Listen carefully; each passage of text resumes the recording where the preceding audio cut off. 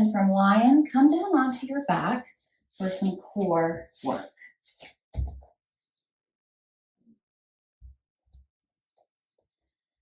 Pull both knees in, starting position. And then on an inhale, stretch that left leg out, pull that right knee in. Don't let the left leg go to the mat. Keep it actively floating above. And exhale, pull the knee in, hug the front body into the back body. Don't round the shoulders. Lift the heart up, lift the chin and the nose towards the knee. Inhale, change. Exhale, hold. Inhale, exhale. Inhale, right leg out, left knee in, hold. Lift the heart up, pull the belly in. Inhale, exhale. You can flex the feet a little bit too on the leg, where the knee is coming in this case, the right leg. One of the beauties of menopause is the brain doesn't always work that well. But keep that knee pulling in, lift the heart up, lift the chin and the nose. Inhale, right leg out. Exhale, flex the foot of the knee that's pulling in this case, the left. You can flex the right one too. Inhale, exhale. So you can do a lot more of these if you want. Inhale and exhale. And now I'm just gonna do one more on each side.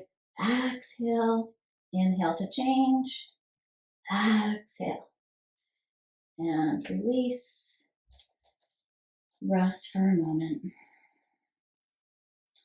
And just a little more core work here. And 2 more core work exercises. So stacking the knees over the hips, maybe a little bit towards the body, flexing the feet for sure on this one. Arms out like anchors. And on your exhale, you'll take both legs, squeezing them together over to the right just until the left side body engages. Inhale, come back through center. Exhale, over to the left, squeeze those legs together, squeeze the feet together just until that right side body engages. Press that right arm down. Inhale, back through center. Exhale, to the right. Press that left arm down. Pull the navel to the spine. Inhale. Exhale, to the left. So just back and forth. Inhaling through center, moving slowly so you don't just use your momentum. You're using your core strength. Exhale to the right. Press the arms down. Keep the chest open. Inhale through center. Exhale. Squeeze those legs together. Pull the navel to the spine. Exhaling side to side. Inhale. Pull yourself back to center. Exhale. And again, you could do many more of these. I'm just doing a few to demonstrate. And inhale, come back through center. And exhale, drop your feet back into the earth. Bring the arms back alongside the body and rest for a moment. And when you're ready, you'll roll over onto your left side. Stacking your left shoulder over your left elbow. Again, flexing the feet. You can use, when you're first starting out, the right hand to support you. But as you progress, you'll find you can lift that right leg up and then lift the left leg up.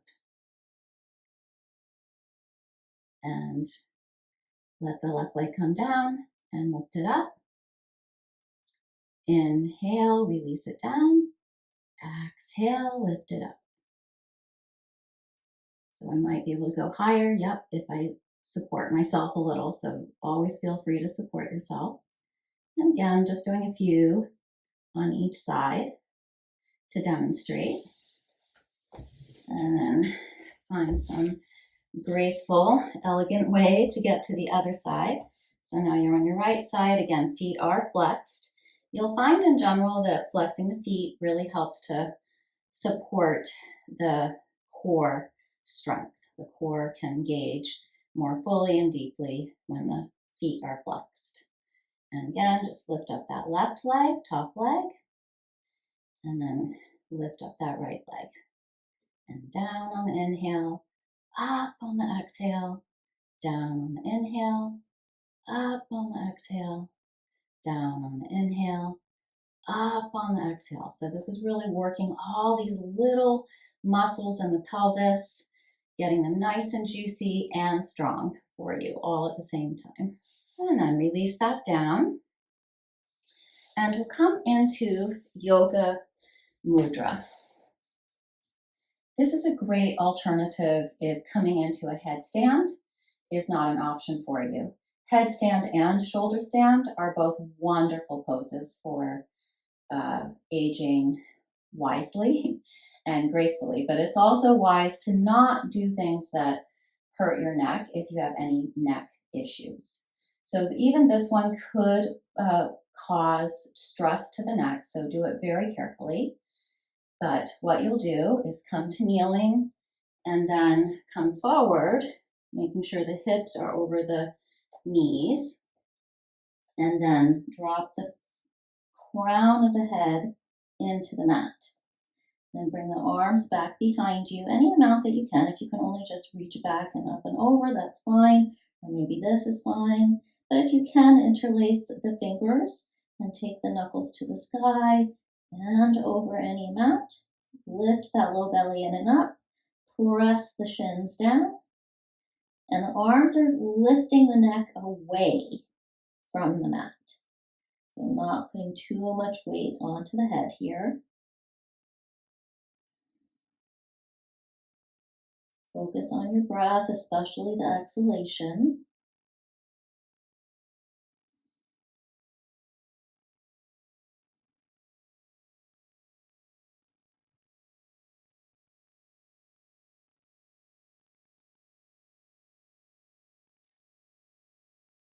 And if you did clasp the knuckles, release the knuckles, let the hands come down, press the hands down, lift yourself back up to that Virasana Hero's Pose position. From Hero's Pose, come down onto one side, swing the legs out in front of you.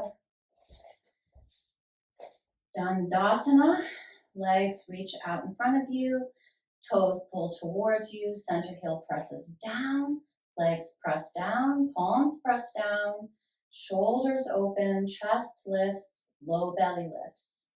Lift up through the back of the neck and the crown of the head as well. And as you're ready, use your core strength, lower yourself down, and take your legs up into the air.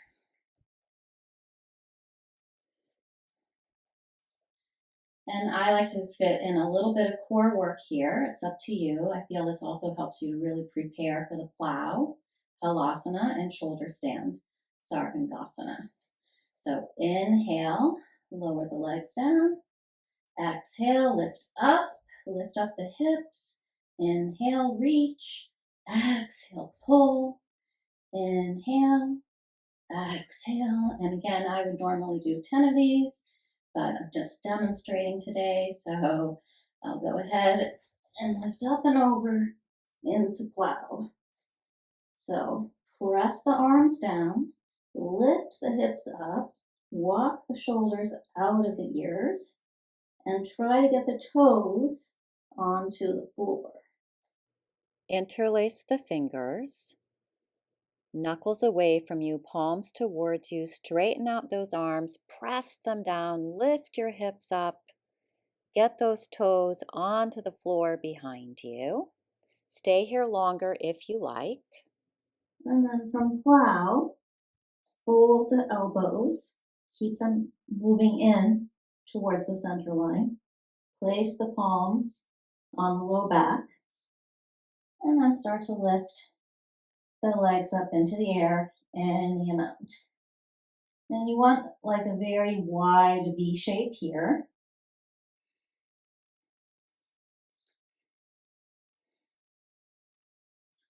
Lift the balls of the feet up into the sky. Lift the belly up.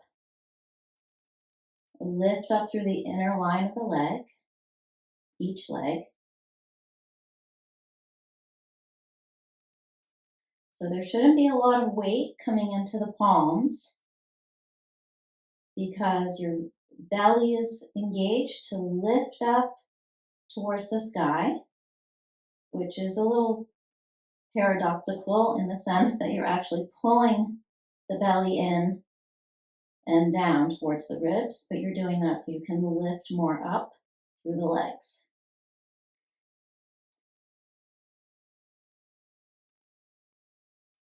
Really press into the inner arm and the outer arm of your upper arms. So trying to find some evenness there. And just know that you're doing something really beneficial for your lymph system, which usually has to work against gravity, for your circulation, for your endocrine system, your immune system, all really benefiting here right now.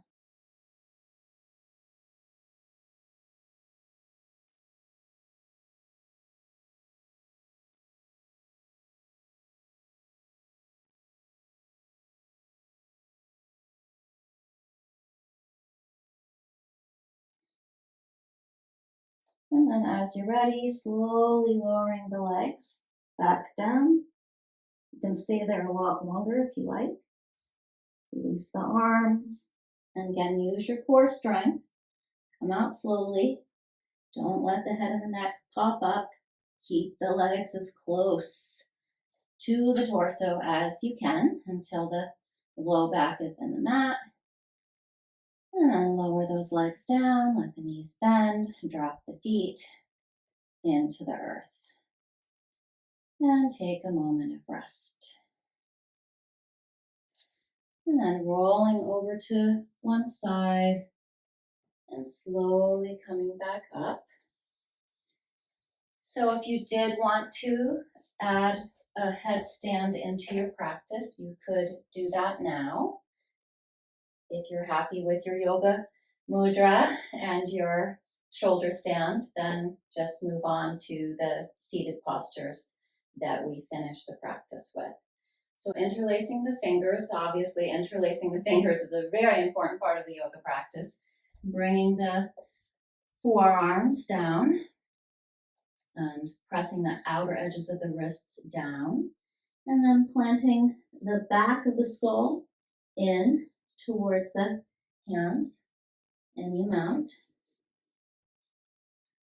and preparing, tucking the toes under, lifting the knees up, walking the hips, trying to get them as close in as possible, the hips up, the feet in, and then really pressing into the forearms, activating the upper arm as well to come into headstand.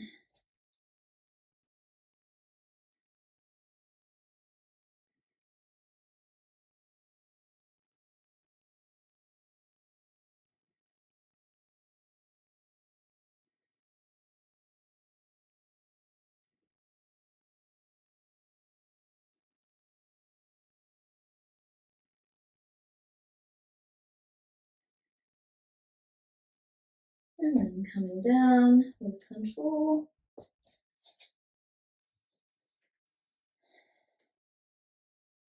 And this is a good time for a little child's pose.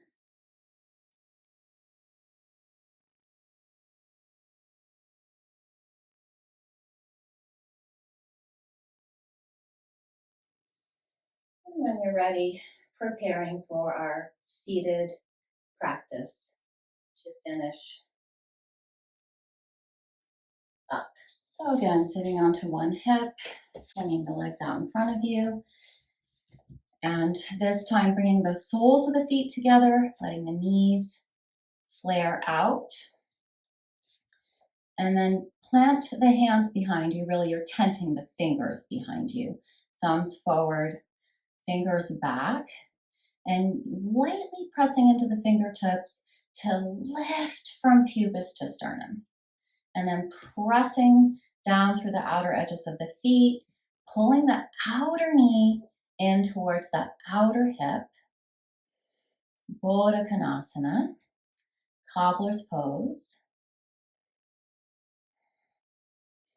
And as you're here, you may find you can walk the hands in closer. Really hug those outer hips in, lengthen the tailbone down, lift and spread the chest. Breathing in, breathing out. All nostril breathing, ocean breath. And then stretching that right leg out, pulling that left foot in. And you don't have to turn as I did, but I'm trying to fit in the camera. So I turned a little. But again, try to have that Baddha Konasana left leg, Dandasana right leg. So press both legs down, pull those right toes towards you. Open the inner left thigh, but spin the inner right thigh down. Inhale, left arm up alongside your ear. And exhale, pull the right ribs back, left ribs around.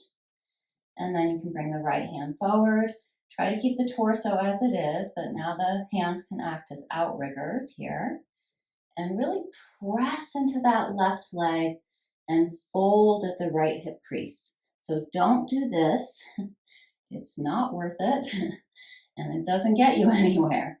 Think about reaching out over that right leg, deepening that right hip crease, and then lengthening through the back of the neck, softening the chin in towards the throat.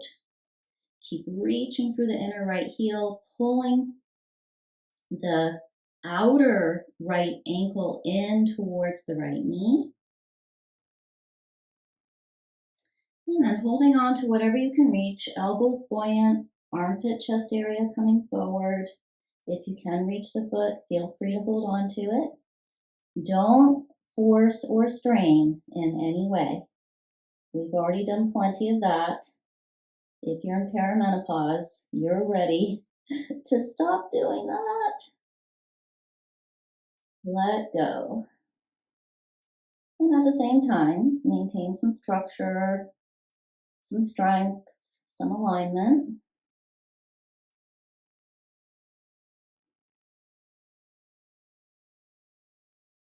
And when you feel a sense of completion, inhale, rise up. Feel as if that heart is what leads you up. Exhale, back to Baddha Konasana. Inhale, Baddha Konasana. Exhale, prepare for the left side, Janusarsasana, to the left. So really externally rotating the right thigh now, internally rotating that inner left thigh, reach through the left heel, pull the left pinky toe towards you, left pinky toe towards you. I meant to say right ribs come around, left ribs slightly back. Inhale, right arm up alongside the ear. Exhale, just for a moment to make sure you're really lifting up through the low belly, aligning the upper body with that left leg now. And then the hands come like outriggers. This could be your posture right here. Just slowly coming forward, really sensing your way into what is true for you. And once you feel you've arrived or you're beginning to arrive, pull that armpit chest area forward, lengthen through the back of the neck. Let the chin soften in towards the throat. If you can reach the foot, hold it and let that help you to come forward, not down. These are forward folds, not downward bends. I really don't want any bending happening. Let it be more about folding. Keep reaching through that inner left heel. Pull that left pinky toe towards the left knee, left hip. Keep spinning the right ribs down. Keep the shoulders wide and out of the ears. Keep pressing that outer right hip down and back. Empty the belly, lift the low belly in and up. And when you have a sense of completion, go for closure. Inhale to come up and out. And from here, see if you can bring that left knee on top of the right. If you can't, then just come into cross-legged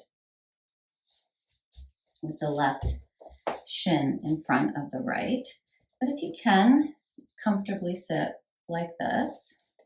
Maybe there is some physical sensation that you're able to be here. And then inhale, right arm up alongside your ear, palm faces in. And then exhale, reach with the palm facing down the back. Inhale, left arm comes up to shoulder height. Exhale, internally rotate, face the palm back, and sweep the arm behind you. Fold the elbow. See if you can clasp the hands here. So, just show you what that looks like.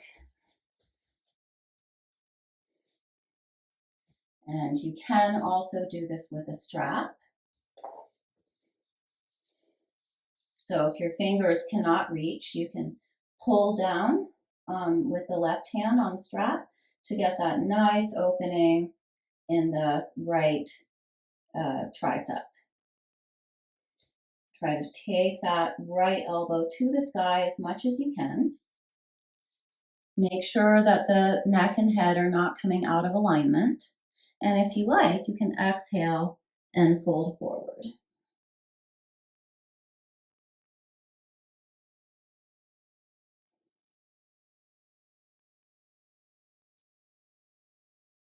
Deep breathing here, focusing on the exhalations.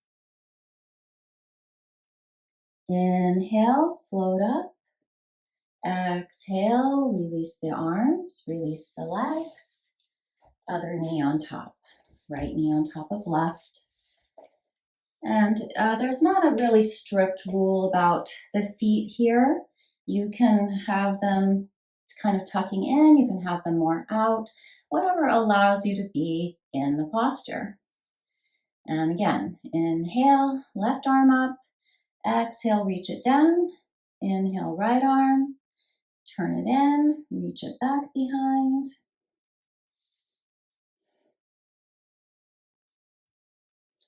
Find the clasp. Make sure you can still straighten up your neck. Keep your head lifted. Feel free to use a strap here as I demonstrated earlier. Inhale, open the front body. Exhale, fold in.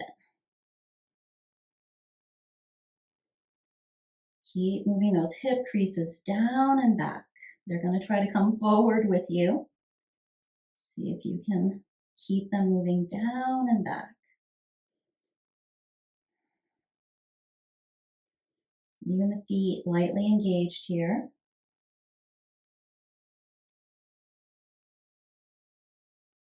And when you're ready, inhale, rise up. Exhale, release those arms. So we've done everything from head to toe. All the major joints have been enlivened, activated, lubricated, and strengthened. So now moving into Shavasana, feel free to simply melt into your mat or put some kind of support under your legs, and feel free to use one of my other videos for a really long, relaxing Shavasana. Really important to relax as we grow wiser and deeper. We can really allow ourselves to let go, to release, to deeply relax and restore our vital energy so that we have what we need for constructive activity.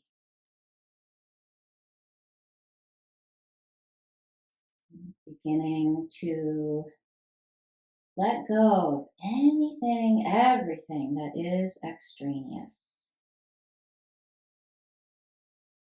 Aligning ourselves with what is essential.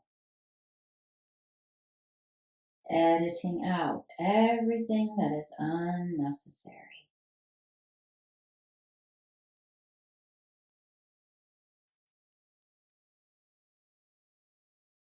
Softening the skin on the face. Letting the root of the tongue go soft. Releasing the jaw. Lengthening through the back of the neck. Allowing the back of the skull to soften in towards the earth.